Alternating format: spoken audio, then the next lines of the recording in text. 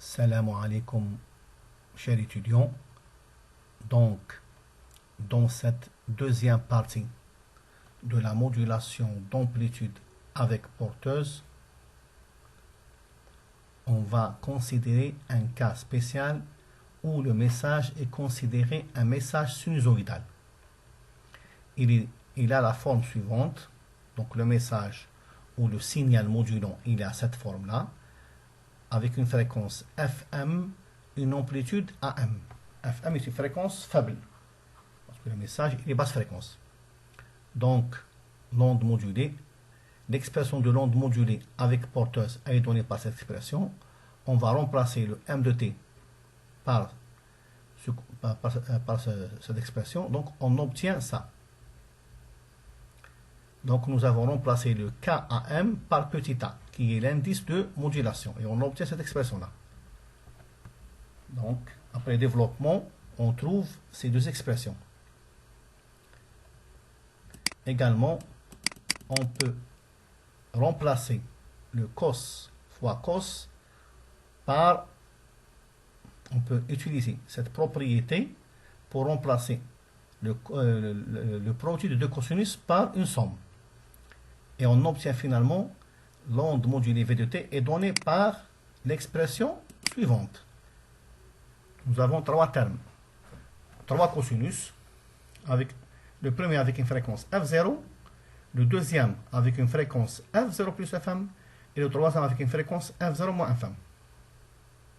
Très bien. Donc, on sait bien que la transformée de Fourier d'un cosinus, c'est deux impulsions de Dirac. Donc, le premier cosinus va nous donner ça, le deuxième va nous donner ça, et le troisième va nous donner ça. Avec F0, F0 plus Fm et F0 moins Fm. Donc, si on veut tracer le spectre, ça, bon, le delta F moins F0, c'est une impulsion de Dirac à F0, et le delta F plus F0, c'est une impulsion de Dirac à moins F0. Ça, c'est une impulsion de Dirac à F0 plus Fm, c'est la bande latérale supérieure. Et ça, c'est une impulsion de Dirac à moins F0 moins Fm. À moins F0 moins Fm, c'est donc supérieur et supérieur. Ça, c'est une impulsion de Dirac à F0 moins Fm. Et ça, c'est une impulsion de Dirac à moins tout ça, donc c'est moins F0 plus Fm. Donc c'est la bande latérale inférieure ici. Donc, porteuse, bande latérale supérieure, porteuse, ça, bande latérale supérieure et bande latérale inférieure. Très bien. Donc, si on revient à l'expression de l'onde modulée, pour le cas d'un signal sinusoïdal, on voit bien que ça, c'est la partie basse fréquence, est connue sous le nom d'enveloppe. Donc, l'enveloppe E de T, c'est quoi? C'est... Donc, l'enveloppe E de T, c'est quoi? C'est ça. Très bien. La valeur maximale de l'enveloppe, c'est-à-dire E max, est obtenue lorsque le cosinus est égal à 1. Et la valeur min de l'enveloppe est obtenue lorsque le cos est égal à moins 1. Donc, on obtient 1 plus A fois 1, ici pour le max. Et pour le min, A0 fois 1 plus A fois moins 1 pour le min. Donc, on fait le rapport E max sur E min. On trouve ça sur ça. Et on peut facilement donc déterminer l'indice de modulation en fonction de la valeur maximale et de la valeur minimale de l'enveloppe, donnée explicitement par cette expression. Très bien. OK. Maintenant, on va parler des puissances. On sait bien que l'onde modulée est composée de trois termes. Le premier terme qui est la porteuse, ça c'est la bande latérale supérieure. Et ça c'est la bande latérale. Donc la porteuse, la bande latérale supérieure et la bande latérale inférieure. Donc on va calculer la puissance de ce signal-là. C'est-à-dire on va calculer la puissance du premier terme, du deuxième terme et du troisième terme. On va donner un petit rappel sur les puissances, sur la puissance d'un signal. Pour un signal périodique, la puissance, c'est l'intégrale sur une période du signal au carré. Et on divise sur une période. On peut également faire l'intégrale sur deux périodes. Et on divise sur deux périodes. Très bien. Pour un signal non périodique, on peut considérer la même définition, mais avec une période considérée égale à l'infini. Maintenant, reprenons l'expression de l'onde modulée pour le cas d'un signal. Reprenons l'expression de l'onde modulée pour le cas d'un signal sinusoïdal. Vous voyez bien. Donc ça, c'est la porteuse. C'est la bande latérale supérieure. Et ça, c'est la bande latérale inférieure. Donc, si on veut calculer la puissance de ce signal, c'est la puissance de ça, plus ça, plus ça. Ça est au total. Maintenant, la puissance de la porteuse, on va prendre ce signal et calculer, on utilise cette définition-là. Donc, on va calculer l'intégrale sur une période du carré du signal. Donc, après l'intégration, on peut trouver facilement que la puissance, c'est l'amplitude A0 au carré sur 2. De la même manière, pour le cas de la bande latérale supérieure, ça va l'amplitude au carré sur 2. Donc, on retrouve ça. Et également ici, ça sera ça au carré qui est l'amplitude, ça au carré sur 2. Donc, on trouve ça. Donc, nous avons calculé la puissance de la porteuse, de la bande latérale supérieure et de la bande latérale inférieure. Et de la bande latérale inférieure. Très bien. Donc, on va calculer le rapport R qui est le rapport de la puissance dans les deux bandes, dans cette bande-là et cette bande-là, par rapport à la puissance totale.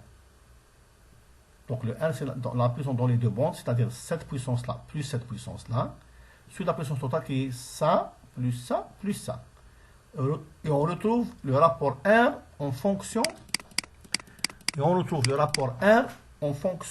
de l'indice petit a. Et on retrouve, regardez bien, R c'est A carré sur 2 plus A carré. On va prendre quelques valeurs. Par exemple, pour A égale à 0,1, on retrouve R égale à 0,49. Donc, il est inférieur à 0,5%. C'est-à-dire que pour un indice de modulation égal à 0,1, la puissance dans les deux bandes est inférieure à 0,5% de la puissance totale. Regardez bien. Si on... Bon, le rapport R va augmenter jusqu'à sa valeur maximale est 1 sur 3. Elle est obtenue pour A égale à 1. On retrouve R égale à 1 sur 3, 33,33%. C'est-à-dire que dans le cas où A égale à 1, 2 tiers de la puissance totale sont gaspillés au niveau de la porteuse et uniquement 1 tiers se trouve au niveau des deux bandes latérales. Il ne faut pas oublier qu'on ne peut pas dépasser 1 parce que on tombe parce que si on dépasse 1, il y a le problème de surmodulation, c'est-à-dire qu'on ne peut pas visualiser l'enveloppe de manière correcte. Et on ne peut pas utiliser comme démodulateur le détecteur d'enveloppe. Très bien.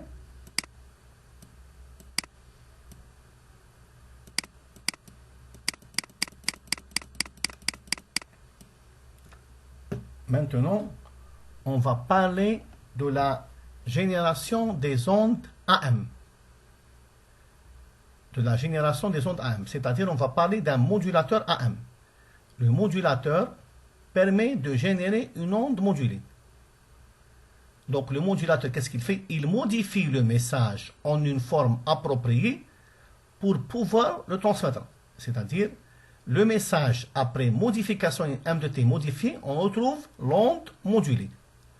Donc, pour un modulateur, l'entrée du modulateur est le message, alors qu'au niveau de la sortie, on retrouve l'onde modulée. Donc, on va voir.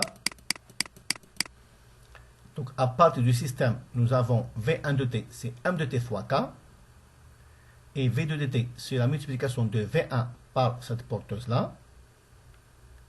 Et le V de T, c'est V2, c'est une sommation de V2 avec cette porteuse-là.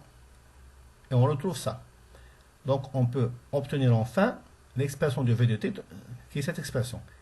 Bon, cette expression représente une onde modulée à M, et donc ce système peut jouer vraiment le rôle d'un modulateur, parce que après modification, nous avons obtenu Après modification, nous avons obtenu l'onde modulée AM. Très bien.